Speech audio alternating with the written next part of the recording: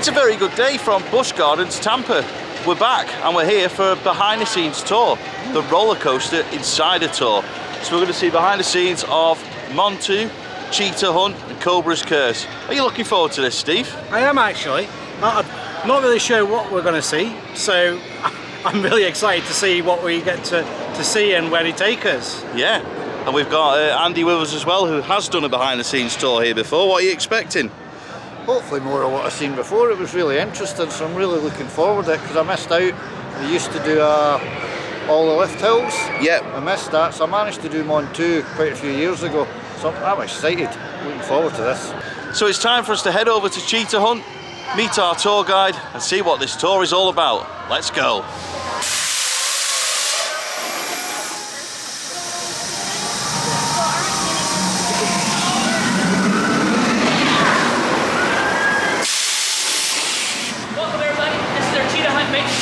Where we hold all the trains at the end of the night. Now we inspect them in the morning, make sure they're safe for any ride during the day.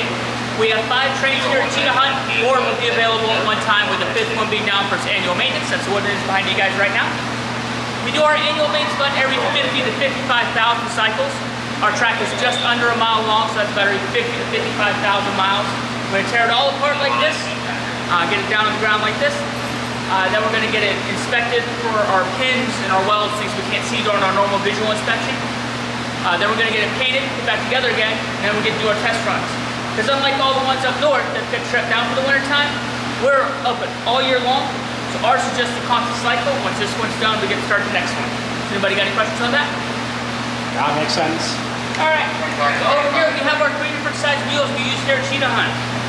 This one here is our guide and our upstop. This one's on the side and underneath the track. Thank you. Are you Andy? I'd love one of them. I would love one of these, definitely. If you're watching Intamin. And this one here is our main road wheel. This one underneath all the coaches with people on it. It's our main load-bearing wheel. So during the summertime, that's probably one of the things that we go through the most. Usually one of those will last us about 90 days. Well, let's got it. It'll not fit. So the main reason for that is we're running about 12 hours a day, about 100 degrees outside. The track's even hotter than that, and it has all the weight from the coaches on it, so they get worn down awfully fast. So before you ride the ride, you're going to hear operations tell you to make sure you leave all loose items in your lockers provided. We do that for a reason.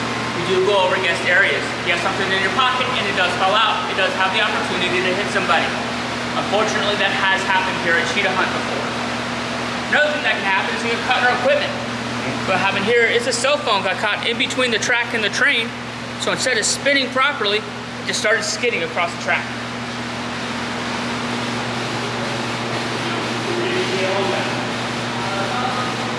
First started, they actually gave us 2 different types of wheels. And the other thing I've got is, do you have many challenges like having dual stations that synchronize on?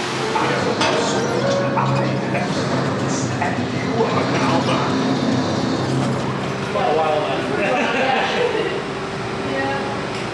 Do you do other rides or just this one? Mainly this one, sometimes some other rides. But mainly we're just on one ride. Also, some red. Oh yeah, sad. Yeah, so we're constantly moving, constantly dispatching. So they're going to place the RFI on the back of the train, so the red and green lights will come on. So now if both lights are on, that train is good to be dispatched. That's really cool. Yeah. It's the map of our track. The yellow is going to be where a train is in that block, and then the white track shows that there's no train in that block. This ride has 13 blocks. We also have our train right here that they're currently working on. So you can see all 8 seats are all green. And then these 2 little boxes are going to be the same as the red and green lights, showing us that they've tagged that train.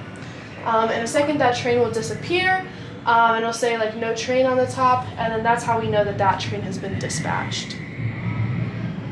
Awesome. Boom, just like that. The computer keeps track of how many dispatches we've had last hour and how many dispatches we had so far this hour. And so we also use a clicker to count the empty seats, do the math to find out how many people rode the ride each hour.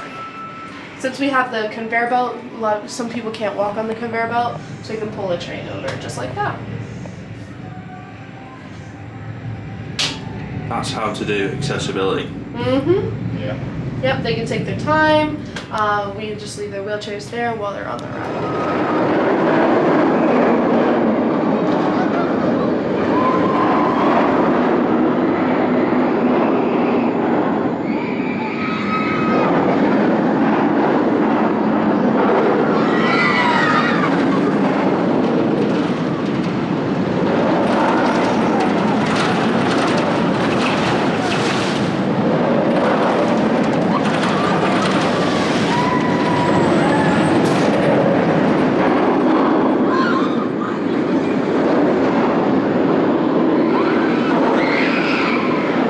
So we've just finished the roller coaster insider tour. Stephen, what did you think of that?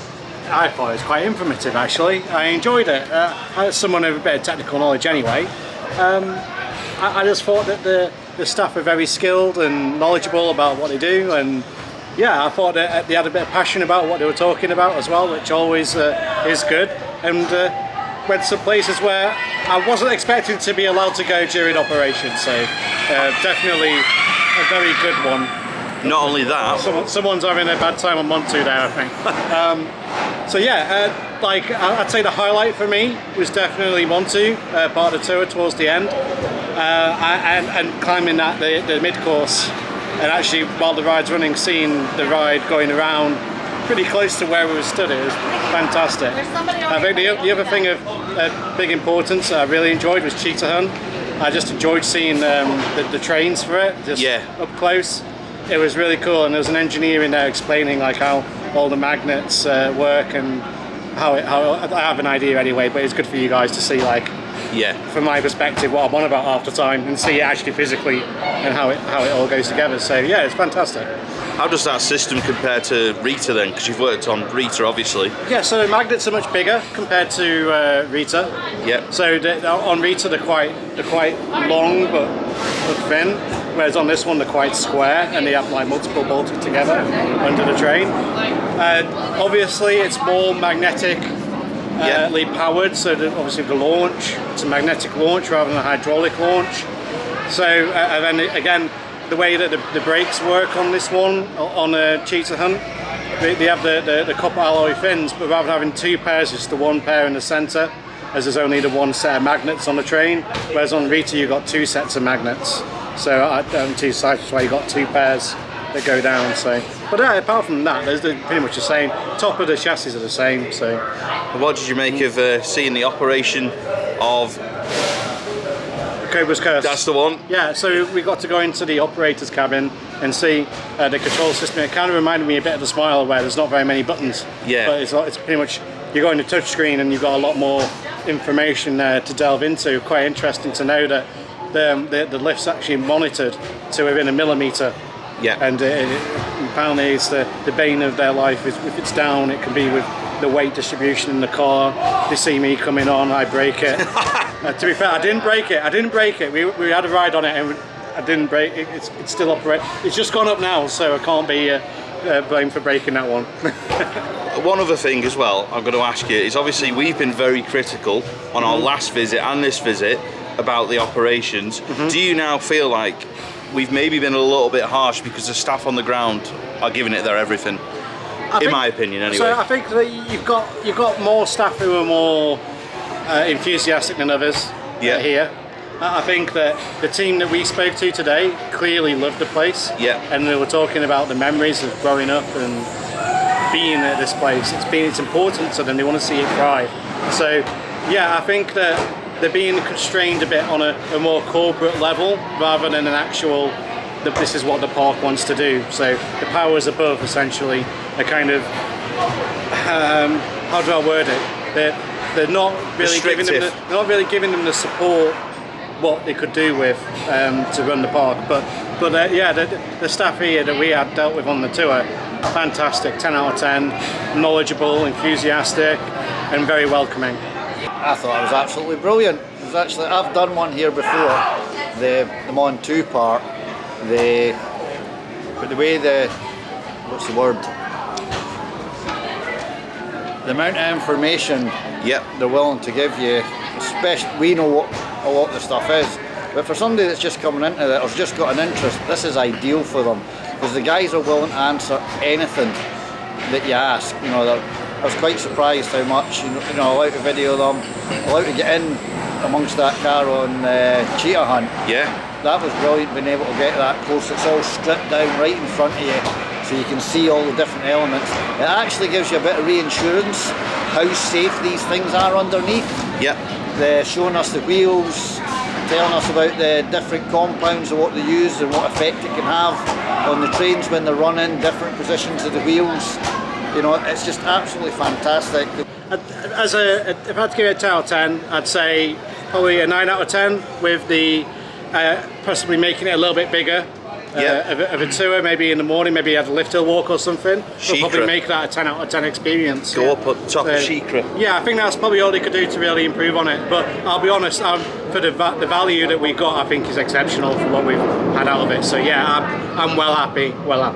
Absolutely incredible tour. So a massive thank you to all of the staff who obviously have taken the time to talk to us, show us everything, happy for us to take photos, happy to answer questions, and just had a bit of humour with us as well the whole time, talking about which rides were a bit better than the others, and none of them seem to like Cobra, so just a request, please leave it alone, it's one of your best rides.